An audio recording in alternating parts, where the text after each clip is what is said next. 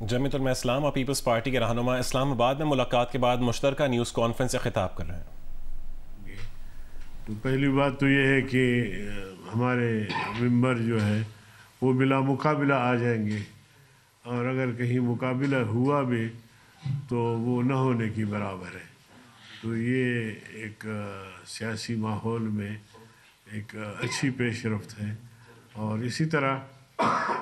ہم چاہیں گے کہ جب ہمارے گیلانی صاحب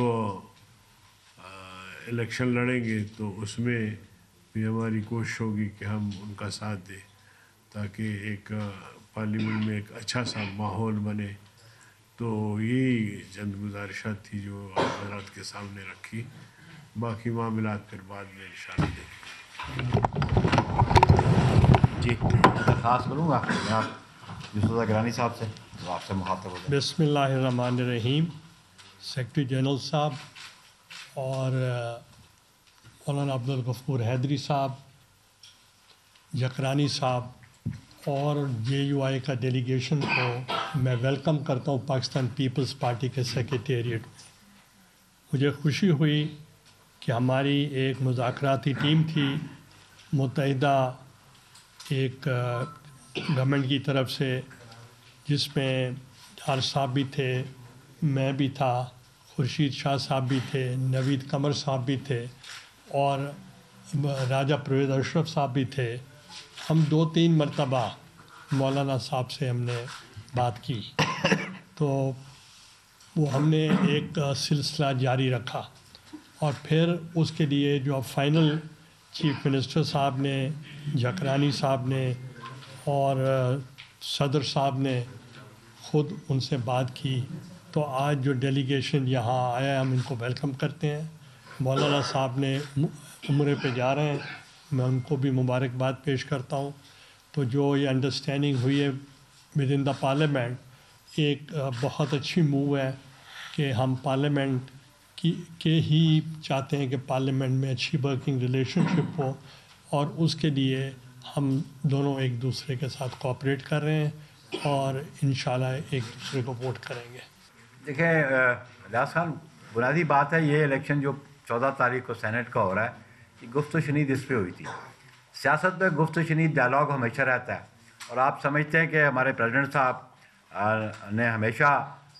مفاہمت کی پالیٹکس کی ہے، جناب آصف علی زرداری صاحب نے، اور آج کا بھی یہ جو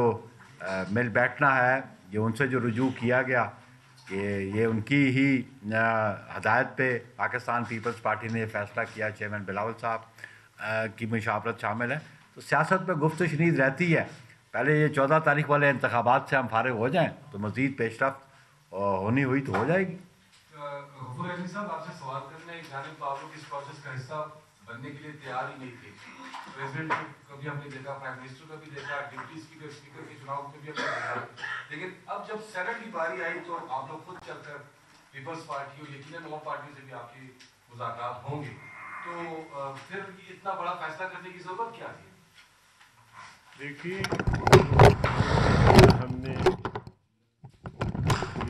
اس فیصلے پہ اب بھی قائم ہے، اور اس فیصلے کی توثیق کے لیے ہم نے مرکزی جنرل کونسل کا اجلاس رمضان المبارک کے بعد طلب کیا ہے۔ 2 صوبوں میں ہم گئے، اور 2 صوبوں کے جو صوبائی جنرل کونسل ہوتے ہیں ان سے مولانا صاحب مخاطب ہوئے، میں نے بھی گفتگو کی، ان کے جذبات اور احساسات کو بھی ہم نے نوٹ کیا۔